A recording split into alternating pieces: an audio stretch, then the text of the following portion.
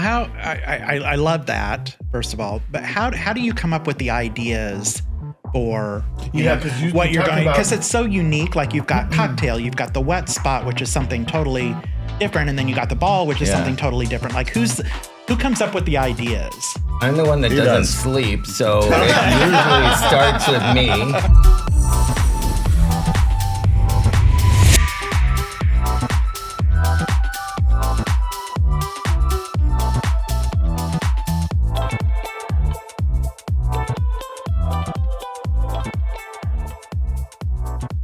Welcome to our season finale of the Skittle Squad Podcast. My name is David Smith, and I'm here with my co-host. I'm Paul Pfeiffer. Hey, Paul, how are you? Hey, I haven't seen you in forever. I know, it has been forever. It has been. Like, it's been at least a month. At least, yeah. Well, you had a lot happening. Yeah, I have. I have. Like, I went on, a trip to San Francisco and... Yeah, we have to hear all about that. Drove up the coast and... ended up in Portland, Oregon. So it was beautiful up there. And, tried to convince my husband to buy, actually went to an open house that was in the Castro district of San Francisco. Oh, and I was like, okay, let's put in a bid. And Rick's like, no. But it was definitely a beautiful city. I fell in love with it. I would definitely go there again. We went to Alcatraz, which was like a workout. I can't wait. I'm going in September. Yeah. So I'll just warn you ahead of time because you're an empath. You're going to feel energy. Oh boy. Yeah. Okay. Yeah. And not necessarily good energy. So yeah. All right. Well, I'm going to take my garlic, my, light white candles that night. Yeah, for sure. Right. You're right. So that's cool. So can you believe that we made it to the season finale of season 1? I'm so excited, that we finished. This will be our 13th episode. Yeah, this is episode 13. Yeah, going to be season finale. Who would have thought? Some really exciting guests. We have David Fisher and Manuel coming on. Yes. Owners of Cocktail and other businesses in the area. We can't wait to be talking with them in just a little bit. So excited. Couldn't ask for better finale guests than those two. Yeah, they do so much for the community. It's really going to be great to highlight what they do and their businesses and how they really bring the community together, uplift, promote, and connect. I think that's just great. Yeah, absolutely.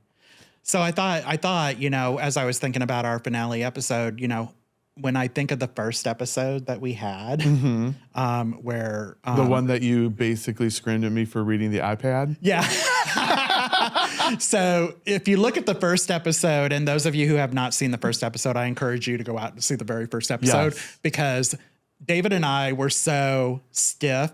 I think David was worse than me though. I mean, because he was like robotic and wooden and like the Tin Man in the Wizard of Oz. I'm like, okay, you need to loosen up a little bit, David. But I think as we went from show to show to show, we started to grow into it. And, that natural banter that you and I have, normally when we're out and about is starting to come across on the show. Well, I think it's intimidating because, we're in a studio and then all of a sudden you're under these big bright lights. Well, true.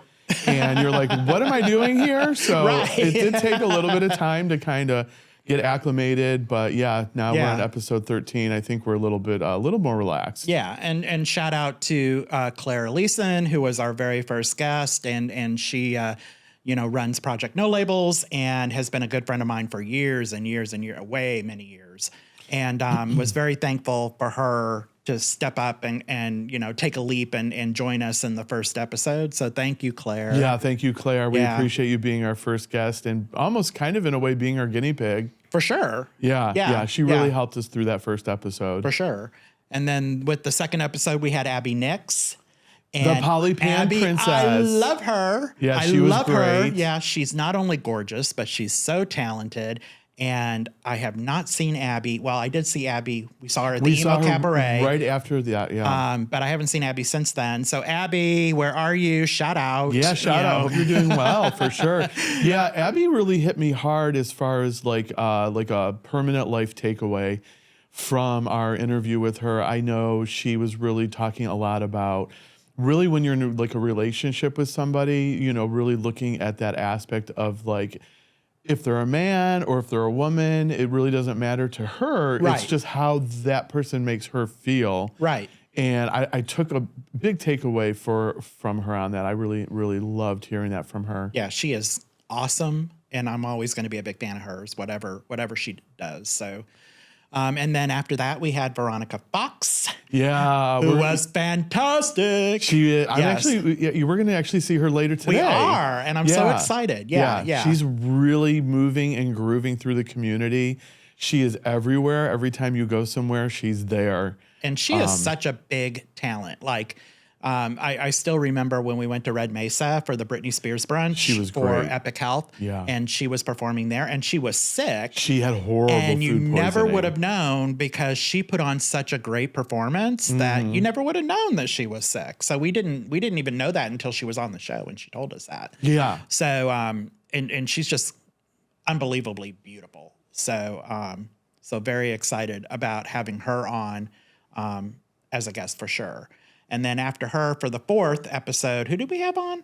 See, and now I'm losing track of. Well, the 4th episode was potentially. I have a list here. I'm gonna say, was it Chris Gorman? No, I think he was later on. He was later on. Yeah, Okay. so, You know who was probably was it? Rachel Cabelloo. How could we forget Cabelloo. Rachel? Yes. Okay. Rachel. Yes. Okay. Yes. Rachel Cabelloo. She's doing. Yeah. She's doing so much. Yeah. I mean, she she's is doing amazing things. Yeah. When I was introducing her for the show, when she was on, I was trying to just say everything that she did, and then she said, "I'm multifaceted." She is. And for I've sure. really hooked onto that word since. Yeah. and the thing I like about Rachel is she is open to talking about her struggles with mental health. And I struggle with mental health, as I'm sure a lot of our viewers probably do as well. So that was really refreshing. Rachel to and I hear from connect her. on that level because we both struggle with those type of issues. So she was great to have on the show. And plus her art is just unbelievable. Like I and love her art. she really is multifaceted. Yeah, she's very talented. Has that 𝐜𝐴𝐻𝐿 for sure. travel agency. Yeah. They do so much. We could probably talk about her for probably the next 10 minutes. Probably. And then after that, do you remember who we had Raquel after Blue? Rachel? Did we have Raquel Blue? Yeah. Well, I mean, we had Raquel Blue. She was amazing. Gosh, her photo, she came out beautiful on camera. I was like, oh my God. When I saw her episode, I was like, I had to message her immediately and say, oh my God, you look absolutely gorgeous on this episode. And she does. Right. And the thing that I love about Veronica and Raquel was that they were both at our launch party at the Hollander. You know, they both stepped up and volunteered to perform for the launch party. And we didn't ask them to. They just did that for us. So nice. Yeah. You know, so they're always going to be honorary Skittle Squad members because, you know, I have deep love for both of them. For sure. Yeah, they really, really were very, very integral and supported us when we launched. And so, yeah, absolutely. Shout out goes to them. Yeah, absolutely. And you really, they're really out everywhere doing so much. Mm-hmm. Yeah, so, yeah. And we'll see Raquel tonight too. Yes, we're going to see. And then also speaking of who we're going to see later tonight, we're going to see Morgan later. Morgan Lache. Yes, I love me some Morgan. Woo! The tea that and was the a spicy episode drama for sure. that he brought. Yes. Oh my goodness, that was fun. Yeah, and that was actually the start, like his episode, and Morgan, I'm going to give you some credit here. His episode actually is what started getting us attention for the show, I think, because he really brought it, and he is so funny and hilarious, and I love being around him, and he gives me crap every time he sees me. Did he recently call you an old white guy? Oh, yeah, for sure. So Morgan doesn't hold back, like, my gosh. But that's great because I love people that can banter with me back and forth like that, and that's why I think you and I get along so well. So Morgan's in that same category, and just a talented photographer, and really just fantastic in every single way. And it really just goes to show the mission of the Skittle Squad podcast because Morgan is more behind the scenes. Yes. And so bringing him onto the show, we can really highlight what he's doing for the community that maybe typically people wouldn't know about him as much. Right. Yeah, absolutely. So Morgan is great. He really promoted the heck out of our show. And thank you again, Morgan. Yeah, and that's key, to our guests is that, we can promote your show, all day long, but you also have to work at promoting your own episode too to get viewers to tune in. So Morgan did an excellent job in that respect, because you were seeing Morgan like post his episode like all the time. So yeah, well, he went semi-viral. I think I ran a reel for him and he had like 7,000 views. Yeah. So I sure. think that's when we had a little bit of tea that he was serving about, you know, Miss Piccadilly and Miss all of Piccadilly, that. 1967 or something like that. Yeah. And then we had Chris Gorman. He was from great. the Big Gay Radio from Show. The Big Gay Radio Show, which is a really, really great partner to the Skittle Squad podcast. Absolutely. So we love the Big Gay Radio Show, where we do lots of things with them. You and I have both been on their show now. We have both been on the show. We're going to march with them in the St. Pete Pride Parade. Yes. And, you know, Chris was actually the inspiration for this show, because that's how I got it in my head to start the show was, you know, I was on the Big Gay Radio Show and I was like, wow, I'm like, this is fun. I could do this all the time. Yes, now I'm kind of regretting, you know, because it's so much work, but it is a passion and I definitely love doing it, and I wouldn't trade it for the world, because, you know, so shout out to Chris for actually, you know, inspiring us to actually be on the show. So. Now, it's really unfair to say, you know, who was our favorite guest, because they're all our favorites. Right. All the time. Right. But I would say one of my top was Rafie Blue. I tell you. So I love Rafie. I mean, for sure. Yeah. He walks into a room and he just lights it up. Well, he knows how to command attention. Yeah. He is a performer. Yep. You know, when we rolled out his episode, which was about a month ago, he was doing a lot of television in the Philippines. Yep. And I watched some of it, and he is just unbelievable with his talent as a singer, as a songwriter, and as a performer. And interviewing him had to have been, it was so much fun. So much fun. So much fun. And Harness, I'm like totally addicted to that song. I always have that on repeat. So if you haven't listened to Harness, you Spotify, need to listen to Harness, because it's such a great song. Or Spread It. Or Spread It, yes. Yeah. We're going to spread our hearts. Yeah, not the other things. So it's a family show. Well, kind of a family show. But anyway, but yeah, and so he's still in the Philippines. He has messaged me while he was over there. And I told him, I said, I can't wait to have you back on the show, because he's just so great. And his episode has had the highest number of views. Yeah, I think he's like close to 2,000. Out of all our guests. So he is well, fantastic. I think he's, you know, semi-celebrity in Philippines. I'm sure. Yeah. I'm sure. Yeah. For sure. Yeah. Yeah. So absolutely. It was so great to have him on. And then I think he'll be back in the States soon. I think in a month or so he'll be back. And Rafie, if you're hearing this, message me, not Paul. Thank you. Don't listen to him, Rafie. You know we all love you.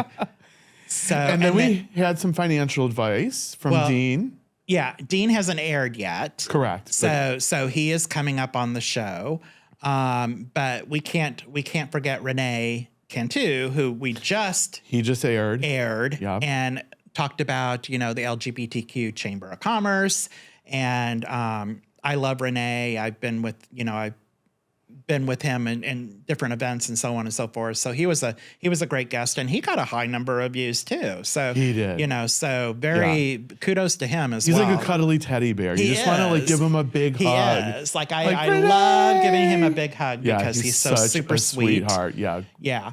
And then, you know, like you said, we've got Dean coming on, who is going to give some financial advice during these kind of turbulent times that we're in right now. Yeah. He's very knowledgeable in the financial area.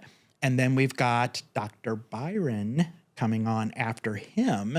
Yeah, and he's the president of St. Pete Pride, just for folks president that of St. Pete Pride. Yep. And I ran into him at the St. Pete Pride pageant and got a big hug from him. And so I was able to see him there. I also saw Morgan Lache there. I also saw Claire there. There's a lot of people at the St. Pete Pride pageant. So, you know, and people came up to us, you know, to me and said they loved the show and that they were watching. And so it's great to have that support when you're out in the community.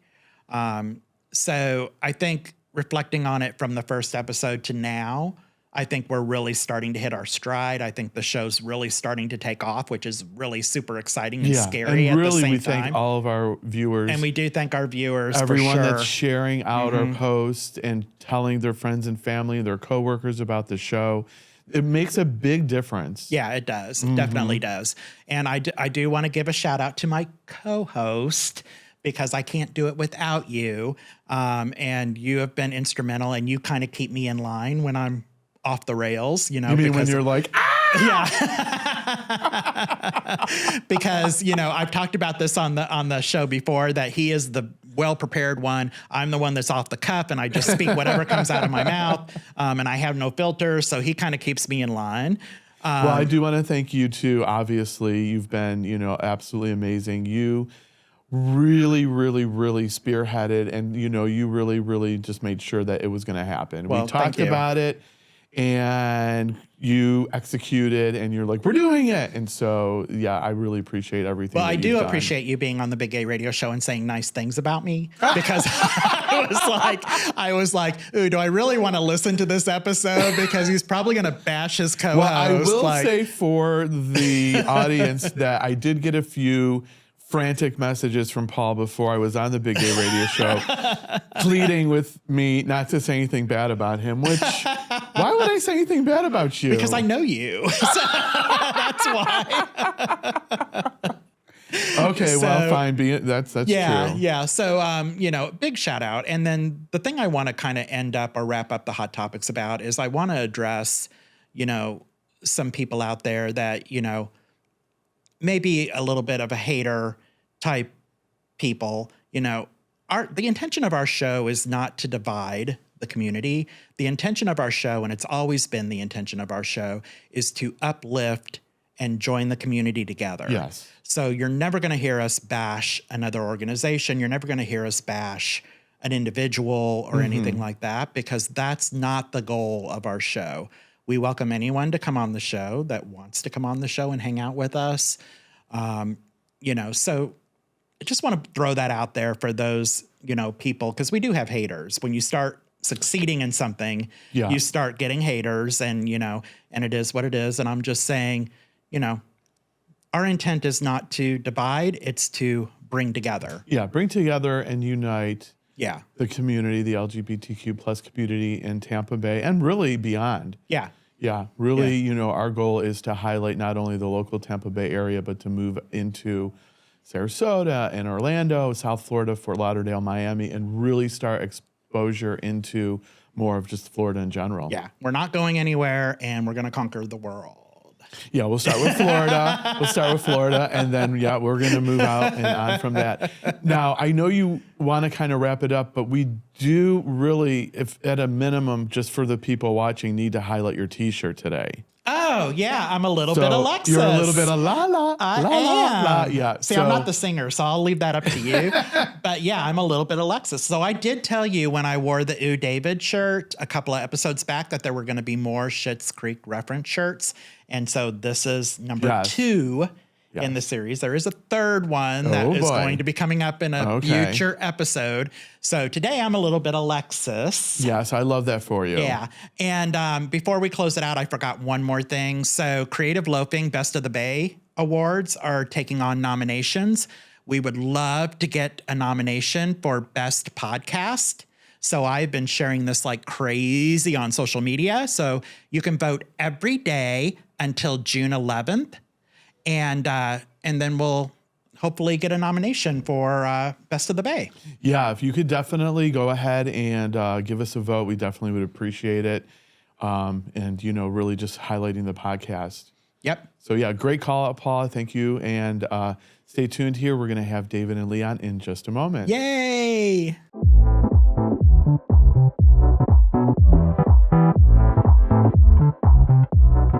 Welcome back. We are here with David Fisher and Lee Manuel from Cocktail and many other businesses. Welcome to the podcast. Thank you. Thanks for having you Welcome. guys on today. Yeah. We're Yes. excited to be here. Our finale guests. Finale guests. Yes. Yeah, season 1 finale guests. Yes. Best for last, I hope. Yeah. Yes, absolutely. Best for last. We'll see how it goes. I guess. So you guys are such a pillar in the community. You've got multiple different businesses, and folks are seeing you out and about all of the time. When you think about your businesses and the community, what do you think you would want to maybe highlight or talk about first? Because there really is so much to talk about. Yeah, for sure. I don't know, David. What do you think there? Let him. I think we both do this in retirement. So really, we do this out of passion for people and the communities that we serve, honestly. There's two kind of segments, really, if you look at our businesses. One is the home decor interior design side at 𝐜𝐴𝐧𝐬, and then the other side is obviously the big complex down the street that houses the other 4 or 5 businesses there. And so it's really our passion for creating spaces that celebrate our community that we are part of, and giving them a space to celebrate that, and that we feel we didn't have growing up. And so that was important, I think, to both of us, to create spaces that are meaningful, and people can create memories there together, and people can celebrate who our community is about. And there are quite a few underserved segments of our community, we feel. And so of recent, with our newest venture in the mall, we feel like we're celebrating a little more of that community. And so we've really tried to, focus on how do we serve that community the best as we retire. So I love that, first of all, but how do you come up with the ideas for what you're going, because it's so unique? Like, you've got cocktail, you've got the wet spot, which is something totally different, and then you got the ball, which is something totally different. Like, who comes up with the ideas? I'm the one that doesn't sleep, so it usually starts with me. Lee has the gift of sleep, so he wakes up, and then I spew out all these ideas, and he helps refine them and bring them kind of to a better place. And so, it really started, we'd have to go back to the Saint when we started and said, one day I made the mistake of saying, I've always wanted to own a bar. And it just blossomed from there. So that is so true. We started with a speakeasy that we came up with right before COVID, and we're about to open when COVID hit. And oh, wow. And so it was about really exploring the differences. I grew up Catholic, and Lee grew up religious, and so it's exploring the differences between what religion told you to do and what you actually did in life. Right. And so that's how it all started, and it was such a success. We opened in the second round of them allowing bars to open after COVID, and we opened it up, and we were on a 2-hour wait right away, and it kind of went insane. Wow. And and it was a perfect scenario for COVID, because when we opened, you needed to distance people. And so it was a scenario where they would come in, go through a confessional, have to confess to a priest type individual, and then get seated, so we could see people far apart. And so it really was the greatest scenario for COVID. So interesting, because obviously I was at the same thinking about the layout. It was COVID friendly. Yeah, it worked but well, I never and we thought didn't about plan that. it that way. Yeah. And for folks that aren't familiar with the complex, really it is a complex. You've got the Mary Jean. Yeah. You've got the ball, you've got the cocktail, then you've got the wet spot and day club with a pool. And so really it's really an entertainment complex. Yeah. And Rachel Cabelloo calls it the cock block, because she's like, you take up the whole block, and cocktails on the front of it, obviously. And it says cock across the front windows. It actually says cocktail, but people only somehow read cock. Maybe because it's a lot larger, but so she calls it the cock block. So now we just laugh and call it the cock block, but it's all really housed within the Mary Jean Hotel Which is interesting. Open. We're just kind of carrying on the legacy that there has been in St. Pete, because we started with the Suncoast Resort. Same kind of theory. It's a hotel, and there was a whole complex of bars and such. When that closed, then the Flamingo opened. Yeah. Okay. Yeah. So the Flamingo had the same, and then when Flamingo closed, there was a void left. Oh, okay. And there was nothing exciting, no complexes, and it just kind of, Mary Jean just turned into that. Yeah. It wasn't our original idea, plans. Again, like you said, he wanted to open a bar. And that was more Lee's idea to open the hotel. We opened Cocktail second. It was highly successful again, and we were like, we're on a roll. And our original thought was that somebody else ran the hotel. the kind of twisting point was like, okay, we'd have somebody else running a hotel and a pool, and we have these two bars in here. There's kind of a collision in what is considered the lobby space, the old lobby space, and the elevator space, to where we were like, Lee said one day, we can't do that. It doesn't make sense. And so now we're in the hotel business, which I never thought I'd be in. So I started a long time ago with Darden Restaurants and worked for them for 25 years. So I know food and beverage. I was in training, and I was their VP of training and development. And, being the 25th largest employer in the U.S., they, we had a lot of businesses. Right. And so I understand the hotel business totally, but it wasn't something that I ever Which said I don't. want to be in. None of this. I was never in hospitality. I had no clue how any of this worked. And So then this is all new to everything me. is operating in a 100-year-old building, right? Yeah, which is the expensive and interesting part of it. Yeah, it's a beautiful building, but gorgeous. I Right. expect you have some challenges, right? Oh, daily. Very. I've been getting texts all morning, actually. wow. Because every time it rains, it's a new adventure. Will that 100-year-old building hold up? And it was built as the first fireproof building in St. Pete. It's all concrete, and so it's interesting because there's good things about that, obviously, especially from like a hurricane perspective. Right. But there's bad things. All the plumbing is buried within concrete, feet of it, and the concrete roof. Water moves where you don't typically. There's a leak 5 feet away from where the water's actually coming in, and so it's hard to find leaks. It's hard to, So it's interesting. It's been an adventure that we have learned quite a bit from. Do you have days where you're just getting text upon text upon text about different businesses? And It's every day. Well, that's what I was thinking. I was Yeah, like, how it's do you keep it all straight? Because like I was telling you guys before the show, like David and I have day jobs that we work at, and then we've got the show, which is almost like a second full-time job, and we struggle. Yeah. How do you manage to do it with 7? Is it 7 businesses that you all have? Yeah, now 8 with Winter Pride. 8, So okay, it's an adventure. I get stimulation off that. Lee won't admit to being ADHD, but I know I am and have been formally diagnosed. That's and like so a common theme with this show. Yeah. ADHD. I fiend off of stuff happening all the time. Right. Yeah. But there's also times where if I had hair, I would pull it out. So,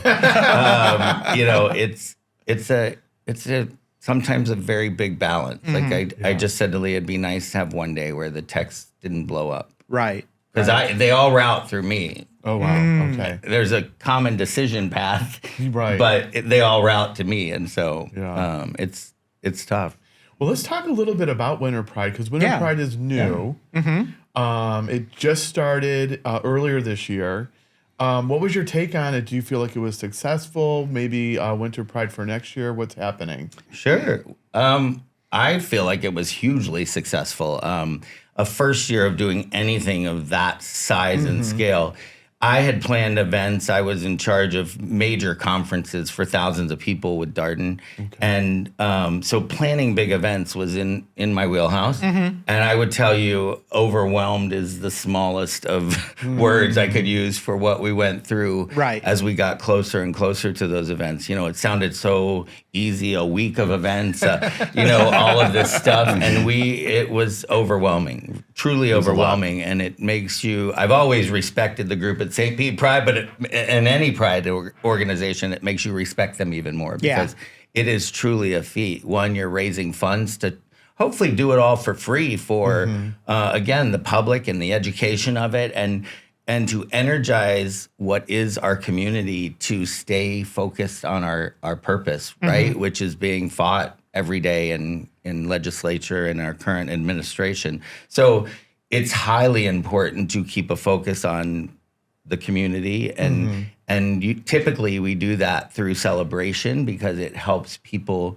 move on and helps motivate people. Yeah. And so we know it's a great cause. We know, again, it's about going back to why we do what we do, which is providing experiences for people that we didn't have when we grew up. And so it was a great success. And before we even finished, we had sponsors that said, wow, we are impressed with this, and stood up and we had 4 presenting sponsors already, and that's a $50,000 commitment. I've seen that. And we've had that and beyond. And we also have founding members that were confident enough in year 1 to say, we're going to give you $1,000 a year for the rest of this thing.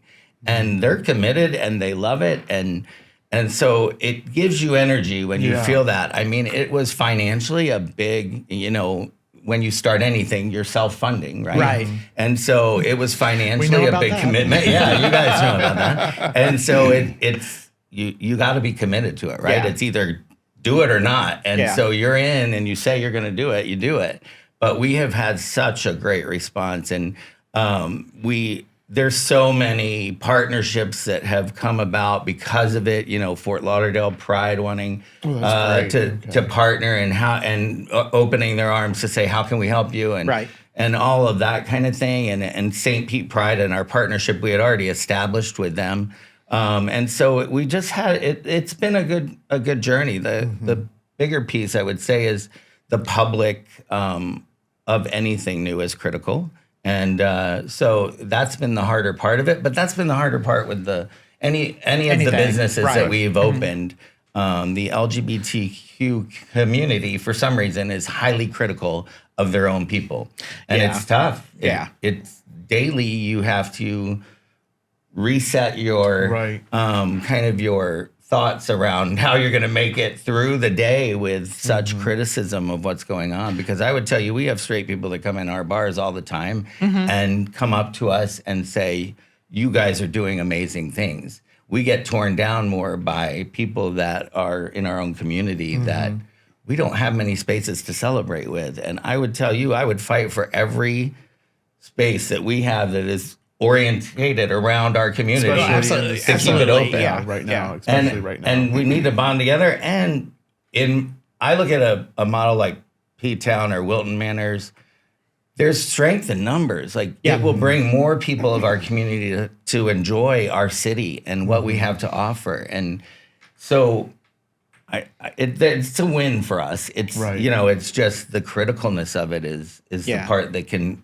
stifle your creativity and get you down. So I agree. I thought Winter Pride was, a big success. And in fact, the first episode, we actually ran a poll saying, is there room for, 3 major Pride events? And overwhelmingly, everyone said absolutely yes. And I think it's very important to stress and underline that, we should all be joining together right now and partnering up as much 100%. As we possibly can because the political environment is so against our community right now, especially the trans community, that now is the time not to be divided, but for us to all join together and help each other out. So one of the big guiding kind of principles to Winter Pride when we started was we want to have other businesses involved, especially LGBTQ-owned businesses. Yeah. And so we had a party, and we hosted a party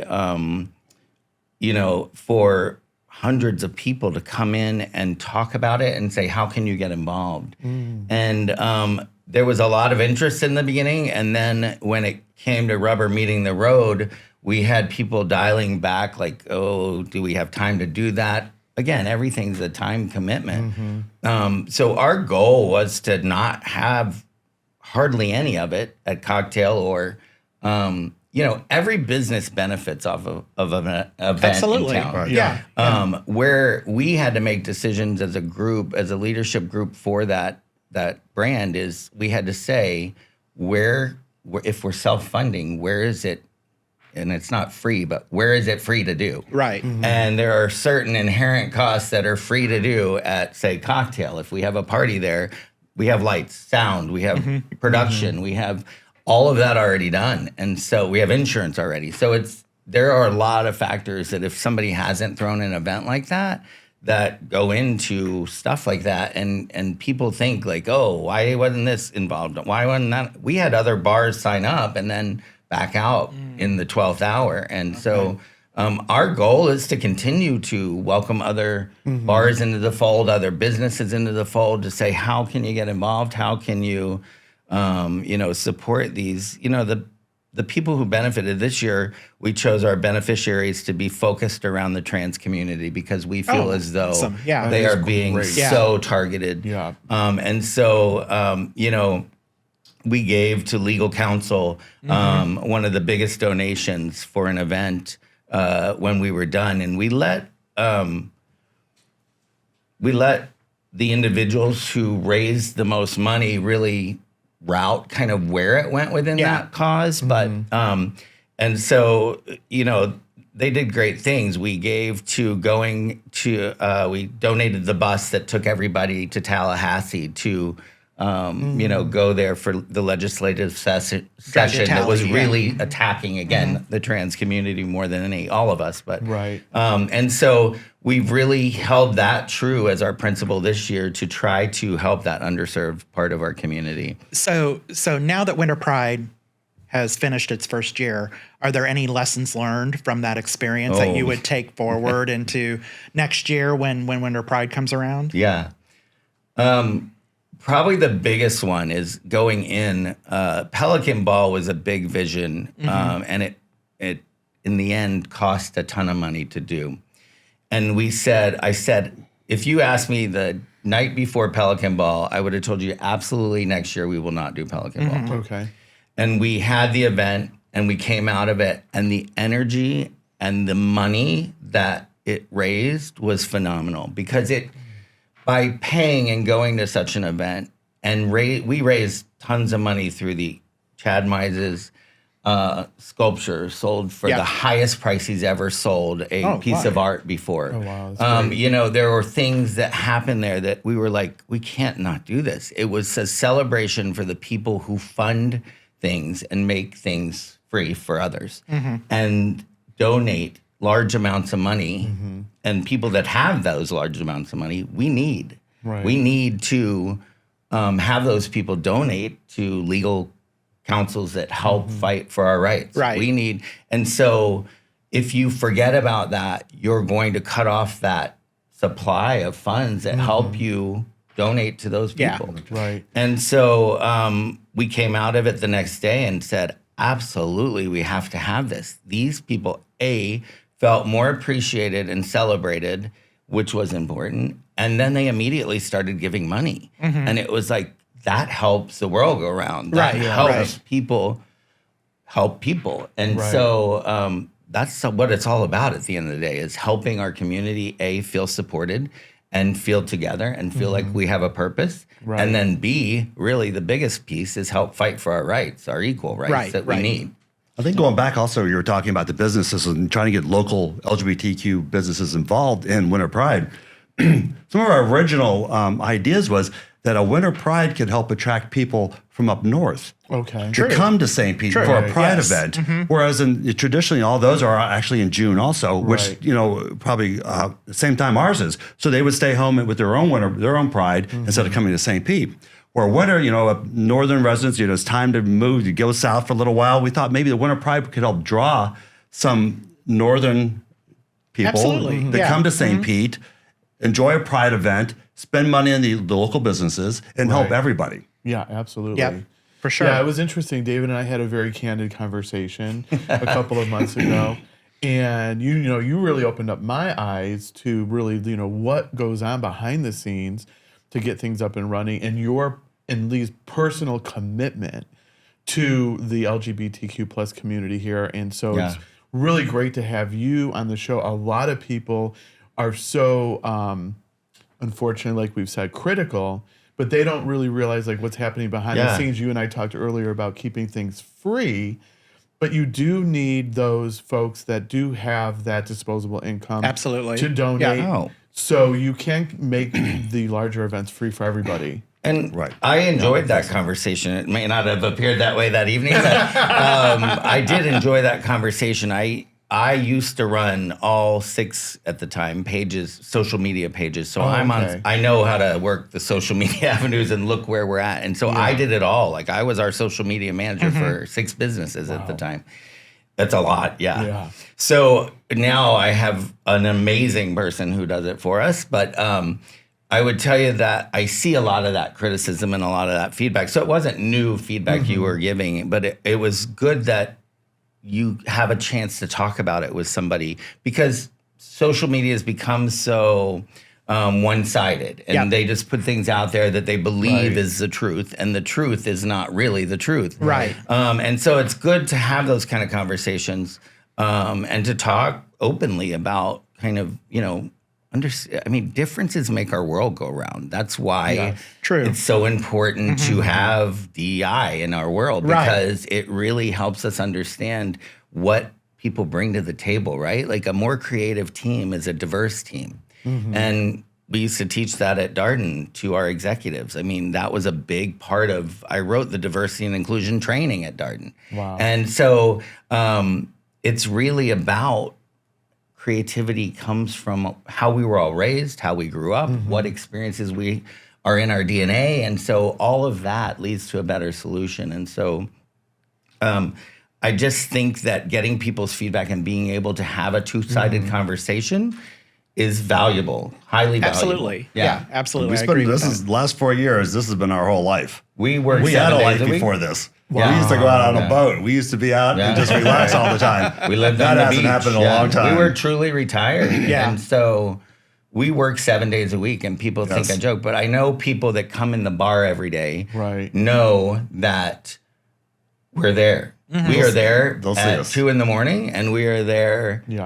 I'm at 𝐜𝐴𝐧𝐚 at 8, 9 in the morning. Wow. And I'm at design clients sometimes before that. Lee is out the door by 7:30 in the morning. We go all day long. We do this because we love it. We really do. Well, we love doing it. that's the difference too. So there's that, those things in your life that you have to do, and then there's those things that you do because you're passionate. And if we didn't have the passion, we couldn't work 7 days a week. Not till 3 in the morning on Friday and Saturdays, and get up the next day and come to a podcast and record. Well, we're glad you did. We really are.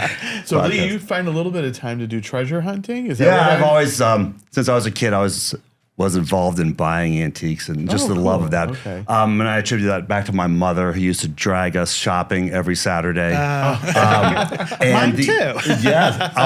Every Saturday, my brother, my sister. And we used to also go to antique stores down in the Grand Central District back. We're talking, the 60s. Wow, okay. And that's where a lot of the antique stores were back then. We're down in the Grand Central District, not far from where we're at. So it was just something that was ingrained upon me. And it's something I've continued to love to do. So I did that through school. I never had a job. Okay. Never worked for anybody. So I did it, and I put myself through college doing it. Wow. But when I was in college, I decided I didn't want to do it as a living. Okay. So I went out and had an opportunity, this business venture that a stepbrother of mine was doing out in Colorado, and I said I can do that myself. And I started that manufacturing company, and that lasted for 28 years. And then ended up retiring from that. But I always did this on the side. Do you have like a big find, like maybe like one of your top finds, or people ask me that a lot, and I have. I mean, pieces of art I've bought in thrift stores and sold for $30,000. Wow! Oh my God, that's exciting. A few times, and just I don't know. To me, it's not always that. It's just the hunt. I love going out and hunting it. That's my big problem is selling it. Yeah, because I love to go out and hunt way more than he sells. Okay, exactly nowadays. Okay. So, but I still get excited about it every day. Yeah, that's exciting. Almost like, in the bar business. This bar is fun and it's exciting also. But it's always been, it will always be with me, that type of thing. So I still do it in the mornings. You could find things that you can put into your businesses like the bar. And that's the cool thing we have. I mean, the Saint had a lot of religious, truly artifacts from churches in there that are actually now up for auction, where the proceeds will go to charity. And so we do it at 𝐜𝐴𝐧𝐚. We sell some of the antiques that he finds. Some of the cool stuff, yes. Yeah, that was some of our original connection was that. We go out to flea markets and find the really unique, unusual items to bring into 𝐜𝐴𝐧𝐚. And his expertise around prices and what they think should cost is phenomenal. Like, he can look at something and tell me this is how much you can get for that. And he's usually very spot on because he researches everything he buys. He's on the computer constantly looking at pricing and things. And so he's helped buy for 𝐜𝐴𝐧𝐚 not only antiques, but other things that he's like, this will sell. I know it will. And so he has such a experience in that arena through it being a passion of his. But that keeps me grounded too. But you do something you love during the day, and then you come into other things, and so it helps your life over. It's my balance. See, we work so much. That's my balance. That's almost my relaxation point. Yeah. For Now, everything. David, do you have a relaxation point? Or is it just always on? Yeah, no, it's my brain is always moving. Yeah. I mean, I'll wake up at 4 a.m. and won't go back to sleep because I have idea that I'm like constant. My brain just starts going. The way I am, But the only place I really relax is typically at a beach. Oh, nice. On vacation. I'm a big water person. Helps soothe the soul, and For sure. And so when we go on vacation, I will relax and I sleep way more than I sleep when I'm here. But oftentimes on the beach, I'll sit there and go, what do you think about this business or that business? And we've said we're not starting any more businesses. And then all of a sudden we were on vacation in Puerto Vallarta just recently, and we were like, came up with, I think, 3 businesses. Oh, wow. Wow. We were like, So you're going to be at 10 soon. no. No. Well, let's talk about maybe just what's your future vision for the St. Pete LGBTQ community. You and Lee are such a huge pillar. Do you have like a future vision of maybe what you would ideally like to see, or? I really came to know the community through coming out at 31 and going to places like, Suncoast and getting to P-Town and larger town, Fort Lauderdale. And so really, I believe that every day we're at the bar, we meet people that have moved or want to move to St. Pete because it's such an accepting city. Yeah. And so I believe St. Pete could be a better version of Wilton Manors. And I like Wilton Manors, but I would tell you that it's very different than St. Pete, Definitely. right? Yeah. And even if we had that many focused businesses around our community concentrated in an area, I think it would be different. It would be a different experience. Like P-Town is totally different than Fire Island if you go. Right. And so, but they're both very gay places. And if you go to Puerto Vallarta, it's, again, a very gay-focused tourist area. So I believe St. Pete can be on that map and can be that space. And so it's about encouraging other businesses. And I have people tell me all the time, why are y'all trying to put every gay business out of, and when I say gay, it's because it's easier than saying LGBTQ+. Right. Gotcha. But why are y'all trying to put every other business out of business? And I'm like, we're not.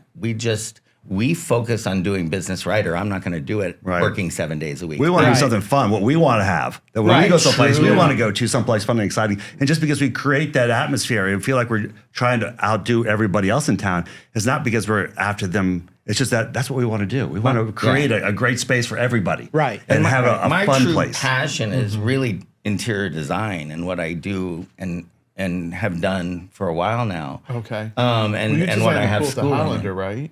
We designed the redesign. No, I didn't do the pool. We redesigned all the rooms at the Hollander, but we from the beginning designed the Avalon, which is next door to it. Gotcha. Yeah, Okay. and so and through that connection, and I do a lot of design of commercial spaces. Like we designed Flute and Dram down on Beach Drive.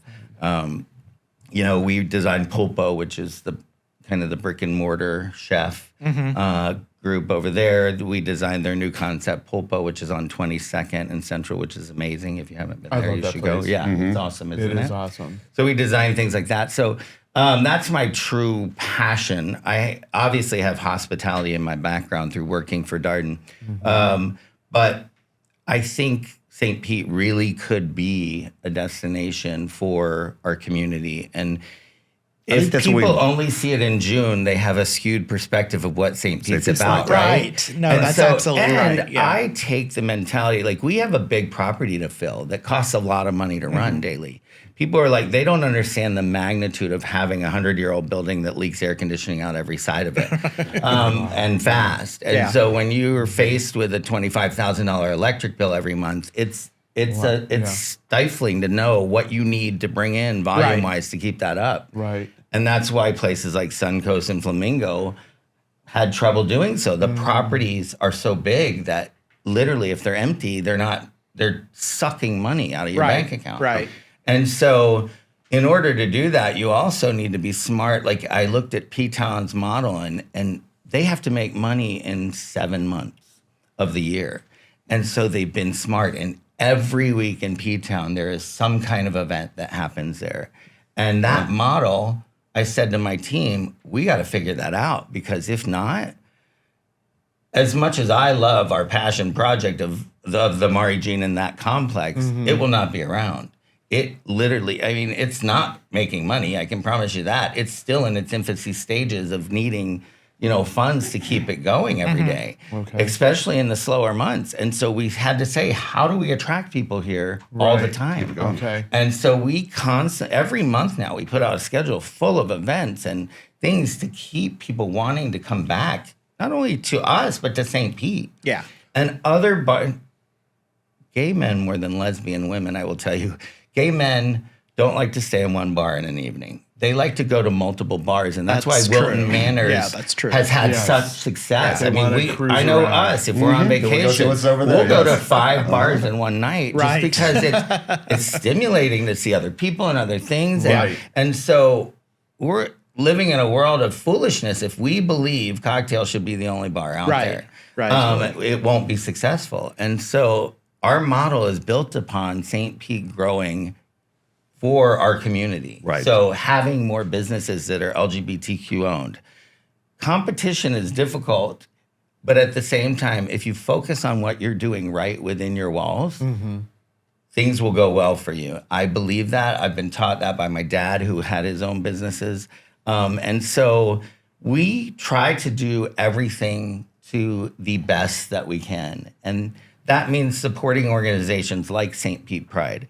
Do we need to give them $150,000 worth of stuff during St. Pete Pride? We would probably be busy in reality without it.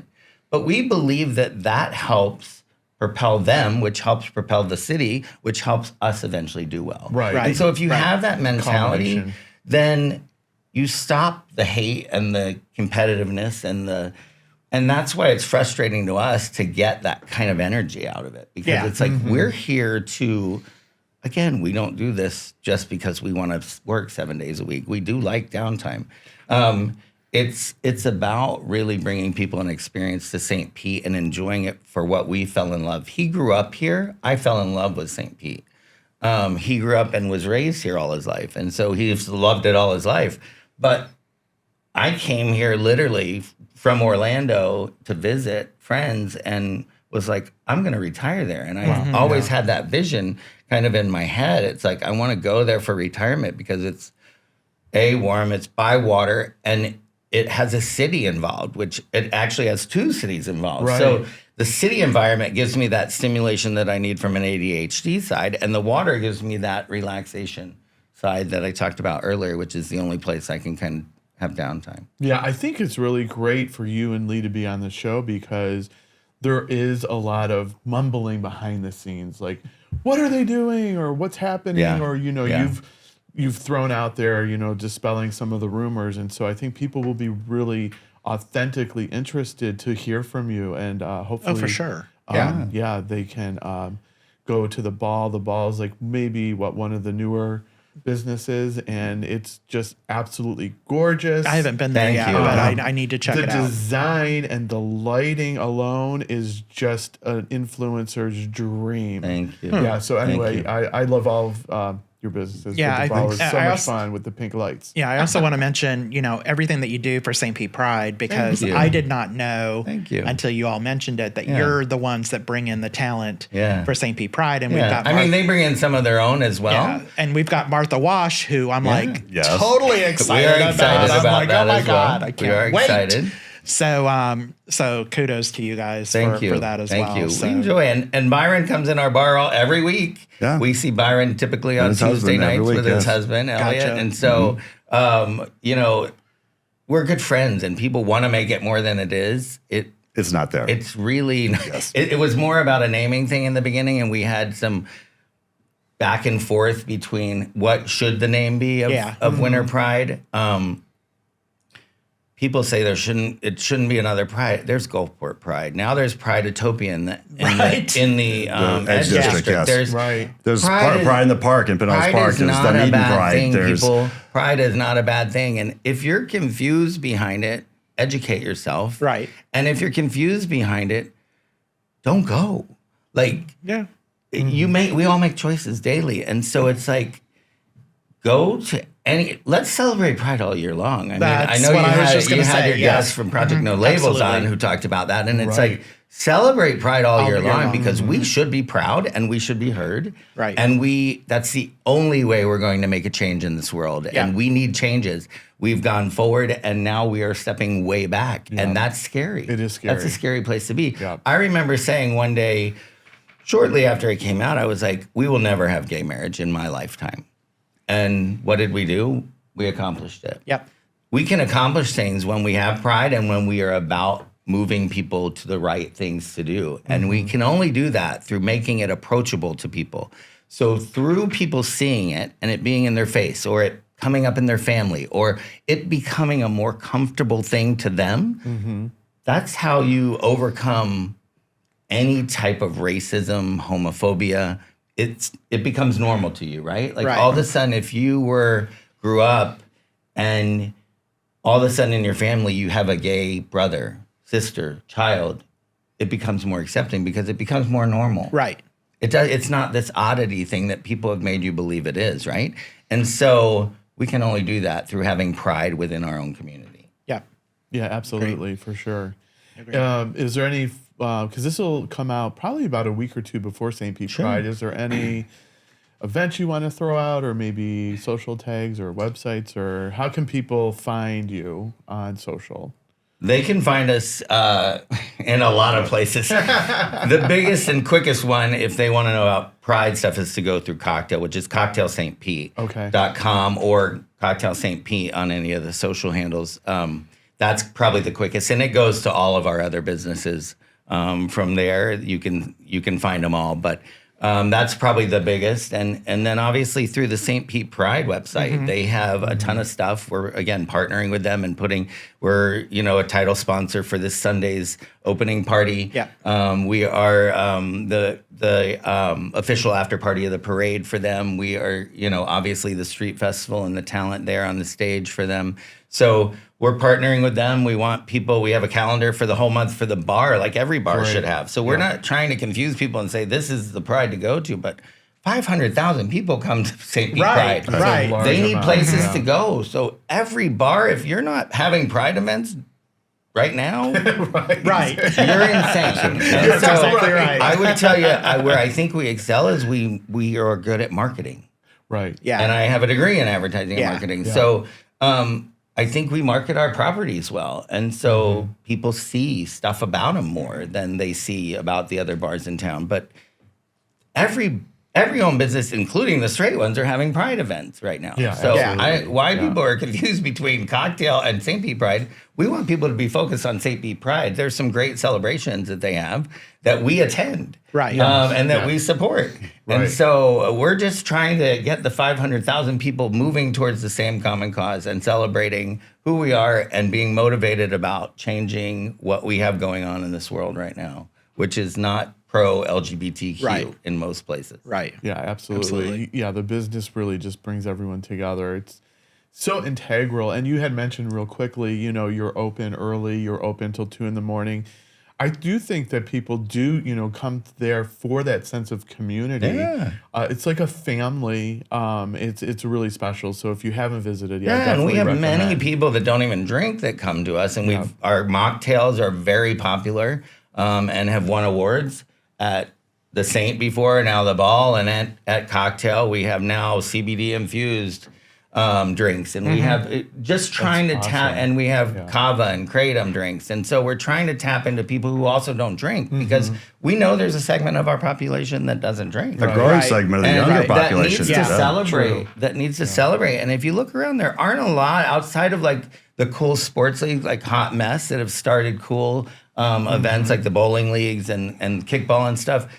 There's not a lot of connection places for our community outside of a bar. And so we've tried to also make it not as bar-y by having things for people who don't drink as well. Which helps. The pool helps also because you hang out by the pool. Everybody wants to hang out outside. Right. I mean, we have a free pool that you can go lay out at and cool off in. But wear sunscreen. Yeah. Wear sunscreen. That's Chris right. Gibson says. That is Which, true. by the way, we Yes. did forget to mention Chris at We the did. beginning. Yeah, Chris Gibson, thank you for Chris being is on. great. Yes, We love thank you, Chris. Chris. He's really Chris is awesome, and we do Yeah. a ton with Chris. We see him a He lot. looks incredible. And yes, he does. And he lays out by our pool quite a bit and got a little too much sun, I think, the other day. I said to him, I go, Chris, you look a little red. And he, like me, he gets red first and then gets tan. Gotcha. I do the same thing. I look burnt, and then all of a sudden somebody will be like, have you been laying in the sun the last 2 days? And I'm like, no, it just turns to tan. Yeah, it really is such a fun atmosphere. Lee, any final thoughts from you? No, we just hope everybody has a great and safe Pride Month, Yes. Absolutely. which is something we're always concerned about. Uber and Lyft. Uber and Lyft, Safety from that absolutely. perspective, but also safety from just the world crazies of that the we world live that in. we live in. Yeah, you. no, The world that we live absolutely. in. Yeah. Yes. We are always focused on security. We said if we're ever going to open a bar focused on our community, it has to be a safe bar. But we also opened a bar where we wanted that bar to open to the street and rival a straight bar. And most gay bars, if you think about it, are behind dark windows and doorways, because you used to not be able to be out and be able to work and in the community and Really good and point, have people know. And so I said, if I'm going to own a gay bar, I want it to rival a straight bar, have open windows in the front, and what comes along with that is needing Absolutely. to make people feel safe. Feel safe. Right. Yeah. And right. so We try to do that. we try to really be a secure bar for people to come and feel good. People give about us some being pushback sometimes Yeah. on our security, but it's something we don't want to take lightly. Yeah. Right. Because No, Yeah. absolutely. the world we live in today. Yeah. Yeah. We've yeah. seen too It's many- Really, I've always felt very safe when I'm there. Thank you. Yeah, for we sure. work hard at it and we spend a lot of money on it. So Yes, we do. Okay. Very much so. So are we Any ready to final wrap it thoughts up? from you? Yep. So if you would like to be a guest on the Skittle Squad podcast, or if you'd like to sponsor the show, you can reach us at contact@theskittlesquad.com. David and Lee, thanks for being on Thank you today. for We having really us. appreciate It's been fun. the Thank time you very spent much. with us. It's been And, fun. time went fast. Yes, it did. It went really quickly. And then if you want to follow the Skittle Squad podcast, we can be found on YouTube, Apple, Amazon, and Spotify, and our socials, of course, TikTok, Facebook, Instagram, and what am I missing? One more. Oh, we're on all of them. We're everywhere. Heck. All right. Thanks, and we can't wait to see you again next time. Bye-bye. All right. Thank Bye you. now.